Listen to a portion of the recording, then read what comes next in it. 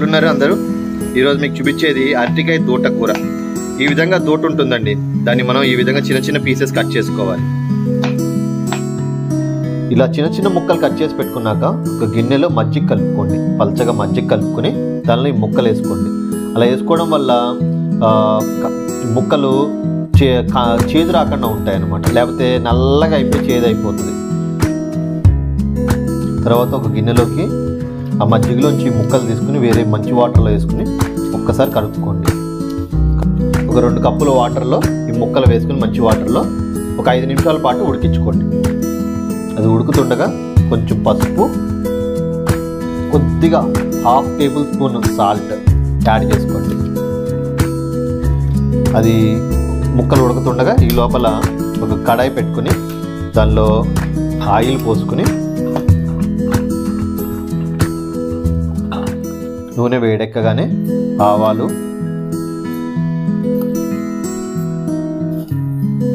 పావు స్పూను మెంతులు, కొంచెం జీలకర్ర, 1/2 టేబుల్ స్పూన్ జీలకర్ర, 1 టేబుల్ స్పూన్ శనగపప్పు, 1 టేబుల్ స్పూన్ మినప్పప్పు, ఒక 2 రెబ్బల కరివేపాకు,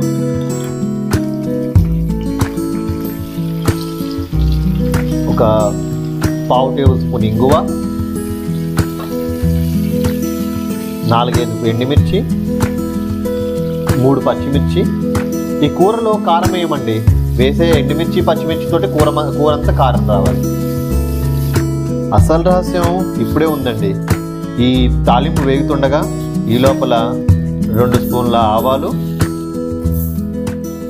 3 స్పూన్ల ఆవాలు, ఎండుమిర్చి, 3 ఎండుమిర్చిలు, పసుపు,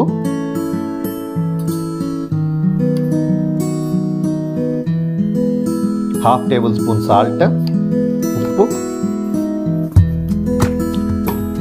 1 టేబుల్ స్పూన్ ఆయిల్. ఇవన్నీ వేసుకుని ఒకసారి మిక్సీ పట్టు. ఆ ఆవపిండిని ఇలా ముద్దగా పట్టుకోండి. మన మజ్జిగలో ముక్కలు కట్ చేసుకున్నప్పుడే ఒక నిమ్మకాయసేంత చింతపండులో వాటర్ పోసుకుని నానబెట్టుకుని ఈ పోపులో పిండుకోండి. చిక్కగా పిండుకోవాలండి. వాటర్తో ఎక్కువ పిండుకోవద్దు, మళ్ళీ ఇదే టైం పట్టేస్తుంది.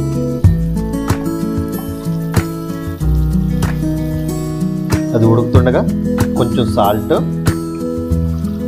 ½ టేబుల్ స్పూన్ పసుపు, ఉడకబెట్టుకుని నీళ్ళు వడగొట్టేసుకుని దానిలో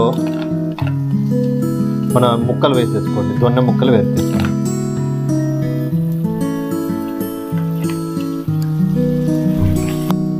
ఇంకంతేనండి. 5 నిమిషాల పాటు ఉడకబెట్టుకుని చింతపండు పోపు వేసుకున్న దానిలో మూత పెట్టేసుకుని దీన్ని దింపేసుకుని 5 నిమిషాలు ఉడికాక దింపేసుకుని చల్లపడ్డాక ఆవ కలుపుకుంటే బ్రహ్మాండమైన అరటి దొన్న ఆవకూర రెడీ అండి. ఇంకంతే అండి.